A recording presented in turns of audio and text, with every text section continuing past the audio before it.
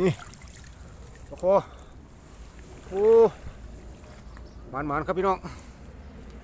หลุดพอดีเลยโอ้ปลาดุก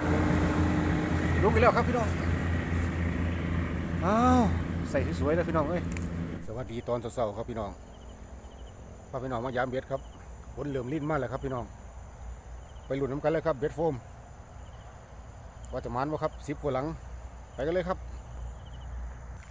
หลังแรกครับร้อนพี่น้องโอ้ถากกันยังร้อนอยู่ร้อนครับหลังสองเงียบครับเก็บกันครับพี่น้องฝนตกเล่นหลังนี้ครับพี่น้องดึงอยู่ครับพี่น้องเอาโดนครับพี่น้องหลังนี้โดนโอ้ปลาคอใส่ปนครับพี่น้องนี่ครับใส่ปนครับพี่น้องนี่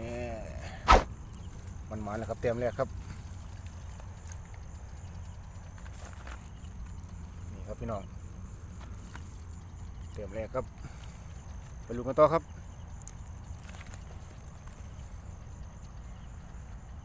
แก่งนะครับพี่น้องก็เจ้าใส่เงือเขียดชื่อกัน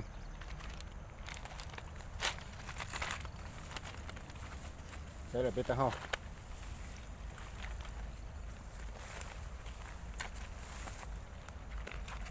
เงียบครับพี่น้อง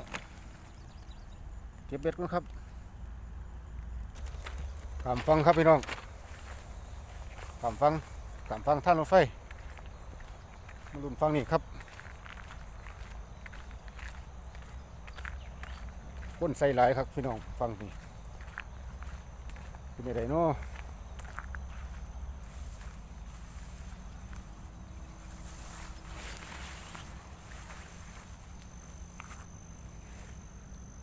เป็นอะไรเนาะเนาะ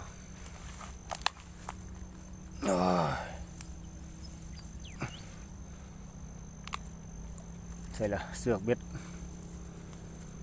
เงียบครับพี่น้องเดี๋ยวเก็บเบ็ดก่อน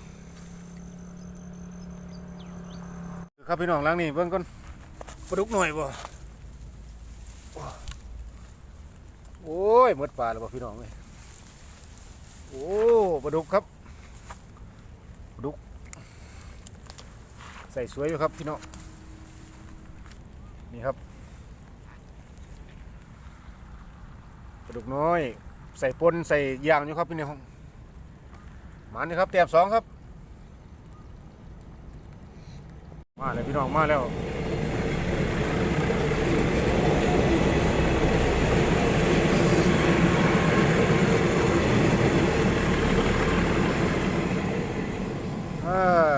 มาแต้มสองครับพี่น้องไปลุ้นกันต่อครับพี่น้องครับอีกอย่างมันดึงครับโอ้ยดึงก็ไปยังสั่นเนาะ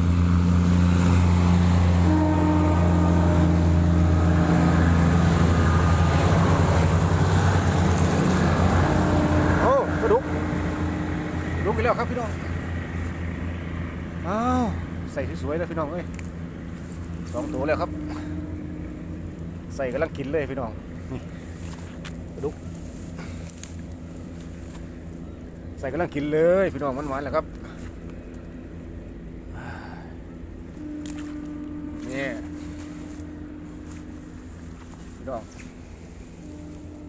ใส่กำลังกินเลยครับเหลืองหุยเลยเดี๋ยวเก็บมันครับลิ้นพี่น้องแสะอยู่นี่พายุเขาครับมันนี่ก็ถือว่าโบเหี่ยวครับพี่น้อง3 แต้มอยู่นี่ครับใส่งามอยู่ปลาดุกเหลืองหุยเลยถือว่าโบเหี่ยวครับพี่น้อง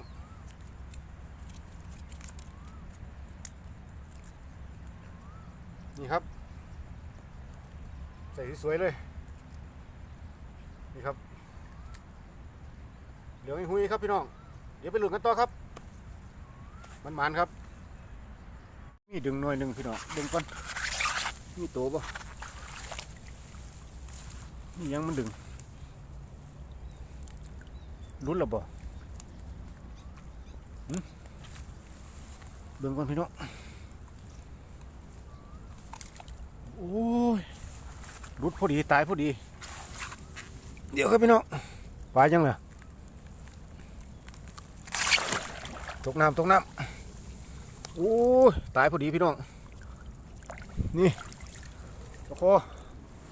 โอ้มันครับพี่น้อง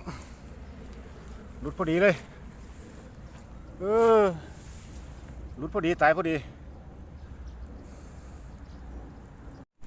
นี่ครับพี่น้องเต็มซีครับมันครับรุดพอดีครับพี่น้องตายพอดีโอ้ยมันขึ้นกันนะพี่น้องมือเศร้าหนึ่งมันขึ้นกันครับเด็ดประมาณ10 กว่าหลังครับพี่น้องเดี๋ยวยัง2 หลังไปลุ้นน้ำกันครับแย่งแล้วครับพี่น้องฝนกับตกลิ้นพายุเขาครับไปลุ้นน้ำกันครับ2 หลังสุดท้ายว่าจะเป็นอะไรครับ2 หลังสุดท้าย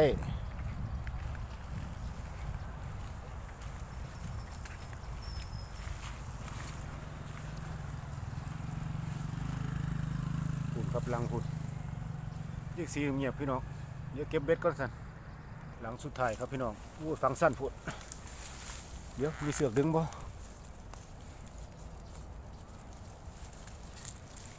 มีครับพี่น้องเดี๋ยวมาสรุปยอดกันเลยครับหลังสุดท้ายแล้วยอดครับพี่น้องนี่ครับลูก2คอ2ครับมันหมันอยู่ครับพี่น้อง